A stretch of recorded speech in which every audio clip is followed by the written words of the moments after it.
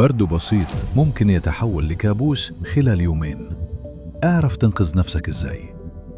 نزلات البرد من أكثر الأمراض انتشاراً في الشتاء، وتسببها فيروسات تصيب الجهاز التنفسي مثل نزلة البرد، وتنتقل بسهولة عبر الهواء أو اللمس. لذلك الوقاية ضرورية دائماً. أعراض البرد تبدأ بالعطس وسيلان الأنف، ثم احتقان الحلق والسعال، وقد يصاحبها صداع وإرهاق عام، وأحياناً ارتفاع طفيف في درجة الحرارة مع شعور مستمر بعدم الراحة. الفرق بين البرد والإنفلونزا مهم، فالبرد أخف وأبطأ، بينما الإنفلونزا أشد وأسرع، وتسبب حرارة عالية وآلام قوية. لذلك التشخيص الصحيح يساعد في اختيار العلاج المناسب.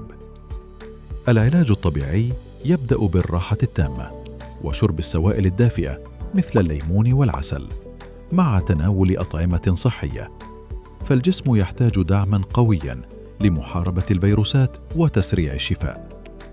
استنشاق البخار يساعد في تخفيف الاحتقان، كما أن الغرغرة بالماء والملح تقلل التهاب الحلق، وهذه الطرق البسيطة فعالة جدا وتستخدم منذ سنوات بنتائج ممتازة. الوقاية أفضل من العلاج. اغسل يديك باستمرار، تجنب لمس الوجه، وابتعد عن الأماكن المزدحمة، فهذه العادات البسيطة تقلل فرص الإصابة بشكل كبير. في النهاية، البرد مرض بسيط لكنه مزعج، والاهتمام بالجسم والتغذية والراحة يسرع التعافي. وإذا استمرت الأعراض لفترة طويلة، يجب استشارة الطبيب فوراً لتجنب أي مضاعفات. خلي صحتك أولويتك، وشارك الفيديو عشان غيرك يستفيد.